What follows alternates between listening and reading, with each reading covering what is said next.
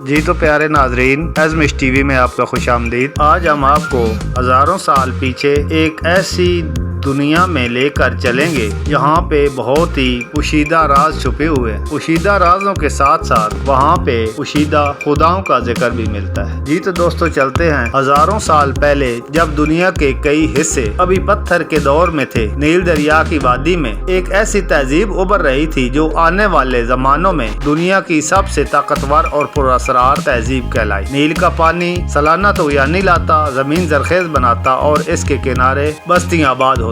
لوگ کھیتی باڑی کرتے، مچھلی پکڑتے اور گندم اور جو اگاتے، لیکن انسان کے دل میں ہمیشہ یہ سوال رہتا کہ یہ سب کچھ کیسے ہو رہا ہے؟ پانی کیوں آتا ہے؟ سورج کیوں چمکتا ہے؟ چاند رات کو کیوں نکلتا ہے؟ اسی سوال نے مصریوں کو خداؤں کے تصور تک پہنچایا۔ جی ہاں دوست، یہ ہے مصر کے پرانے دور کی بات، کئی ہزاروں سال پہلے کی بات۔ سورج، چاند، ہوا، بارش سب کو الگ الگ دیوتاؤں کے روپ میں دیکھا گیا، اور انہی میں سے ایک تھا آمون، جو شروع میں محض ایک مقامی دیوتا تھا، لیکن آنے والی صدیوں میں وہ مصر کا سب سے عظیم اور طاقتور خدا بن گیا۔ آمون کا مطلب تھا پوشیدہ یا چھپا ہوا۔ اس سے پہلے تھیبس کے لوگ پوجتے تھے، اس کی پوجا کرتے تھے، جو مصر کے جنوبی حصے میں ایک اہم شہر تھا۔ آمون کو ابتدا میں ہوا اور فضا کا دیوتا مانا جاتا تھا، لیکن اس کی سب سے بڑی خاصیت یہ تھی کہ وہ نظر نہیں آتا تھا۔ باقی دیوتاؤں کی مورتیاں اور علامتیں نمایاں ہوتی، مگر آمون کی اصل فطرت راز میں لپٹی رہتی۔ لوگ اسے ایک ایسے خدا کے طور پر دیکھتے جو ہر جگہ موجود ہے مگر دکھائی نہیں دیتا۔ وقت کے ساتھ ساتھ آمون کو سورج دیوتا را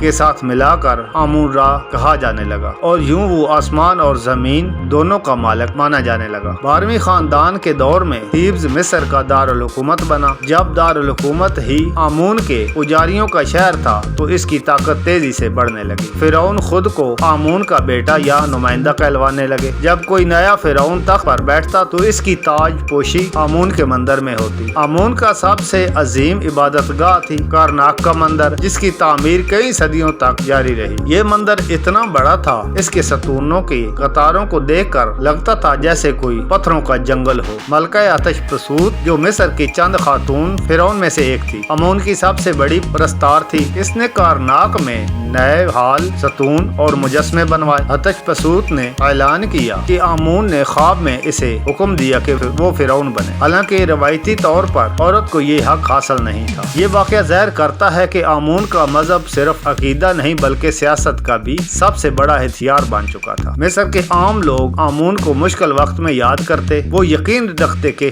آمون دل کی بات سن لیتا ہے، چاہے کوئی زبان سے کچھ نہ کہے۔ پجاری آمون کی نام پر فیصلے سناتے اور بعد اوقات آمون کی کشتی جلوس میں نکالی جاتی، جسے لوگ چومتے اور اس سے دعائیں مانگتے۔ کہانیوں میں آتا ہے کہ آمون نے ایک بار تھیبس کو دشمنوں کے حملے سے بچانے کے لیے طوفانی ہوائیں بھیجی، جس سے دشمنوں کی کشتی الٹ گئی۔ نئے سلطنتی دور نیو کنگڈم میں آمون را کا دربار مصر کی سب سے بڑی مذہبی طاقت بن گیا۔ اس کے پجاری اتنے امیر ہو گئے کہ ان کے پاس فرعون جتنی دولت تھی۔ نوبیا، لیبیا اور شام تک آمون کے مندروں کی شاخیں کھل گئی۔ جس دور میں آمون کو نہ صرف فضا اور سورج کا خدا بلکہ جنگ، انصاف اور رحم کا بھی مالک مانا جانے لگا۔ لیکن ایک وقت ایسا آیا جب فرعون اخناتون نے آمون کی طاقت کو چیلنج کر دیا۔ اس نے کہا کہ صرف ایک ہی خدا ہے، آتون، سورج کی کرس۔ اس نے آمون کے مندر بند کروائے، اس کے پجاریوں کو جلا وطن کر دیا اور نیا دارالحکومت تعمیر کیا۔ یہ مصری تاریخ کا سب سے بڑا مذہبی انقلاب تھا، لیکن اخناتون کی موت کے بعد لوگ پھر آمون کی طرف لوٹ آئے اور اس کے مندر دوبارہ کھل گئے۔ اخناتون کے بعد آنے والے فرعون توت عنخ آمون نے آمون کے مذہب کو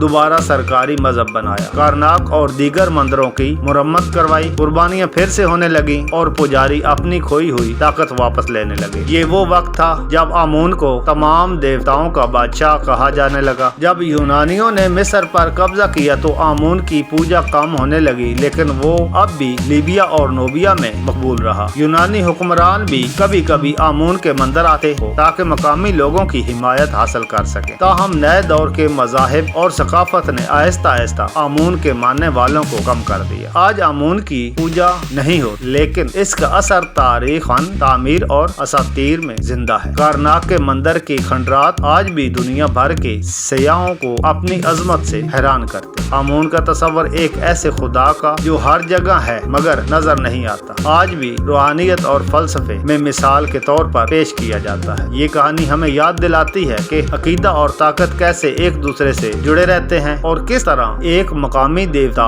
हजारों साल तक एक सल्तनत की धड़कन बन सका है। जी तो दोस्तों, ये आपको वीडियो कैसी लगी कमेंट में हमें जरूर बताएं और एज़मिश टीवी को सब्सक्राइब करना ना भूलें और अपने दोस्तों के साथ शेयर करें, लाइक करें। तो मिलते हैं एक नई कहानी के साथ, एक नई वीडियो के साथ। तब तक के लिए अल्लाह हाफिज।